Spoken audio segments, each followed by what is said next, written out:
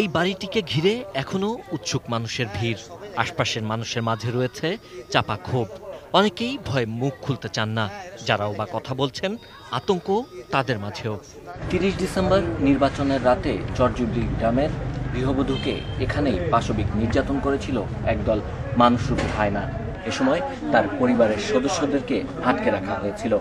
স্থানীয়রা বলছেন, রাজনৈতিক কারণ এবং পূর্বশত্রুতার জের ধরেই ঘটেছে এ ঘটনা। তবে তারা দোষীদের সর্বোচ্চ শাস্তির দাবি করছেন। ধানের শীষে ভোট দেওয়াতে সবকিছু এটা নিয়ে কেন্দ্র করে। বেসু নামে যে ব্যক্তিটা, ওর সাথে মানে একটা বিরোধ ছিল, ওর সাথে হাতে পাতিলা ছিল না কি আছিল, ওটা দিয়ে একটা বাড়ি দিছে আর জুতা দিয়ে কয়েকটা বাড়ি দিছে। বাড়ি দেওয়ার পরে মানে ওরা ক্ষোভ প্রকাশ করতেছে। নির্বাচনের দিন এই ওরা ভোট দিয়ে আসি রাত্রে, এই ঘটনাটা হয়তো এটাও ঘটাতে পারে।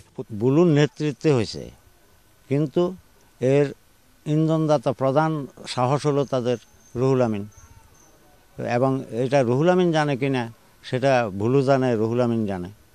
এ ঘটনায় জড়িত থাকার অভিযোগে সুবর্ণচর উপজেলা আওয়ামী লীগের প্রচার সম্পাদক ও সাবেক ইউপি সদস্য রুহুল আমিন, তার অন্যান্য সহযোগী ইব্রাহিম খলিল বেচু, হাসান আলী বুলু, বাদশাহ আলম বাসু, মোহাম্মদ সোহেল, স্বপন ও সালাউদ্দিন নামে ৮ জনকে গ্রেপ্তার করেছে পুলিশ।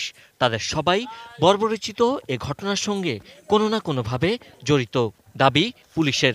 এজাহারে থাকলেও তা যদি সে দোষী তদন্তে দেখা যায় সে নির্দোষ, তাকে বাদ দেওয়ার সুযোগ আছে। আবার এজাহারে যদি নাও থাকে, যদি দেখা যায় দোষী, তাকে কিন্তু চার্জশিটেড করার সুযোগ। নির্যাতনের পর ওই নারী নোয়াখালী সদর হাসপাতালে চিকিৎসাধীন। শুধু ধর্ষণ নয়, ওই গৃহবধূকে পিটিয়ে জখম করে নরপশুরা। তার শরীরে এখনও সেই ক্ষত। এটা কাটিয়ে উঠতে কিছুটা সময় লাগবে।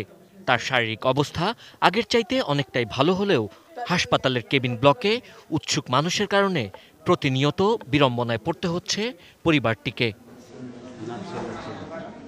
Sabbir Ahmed, ATN news, Noakhali.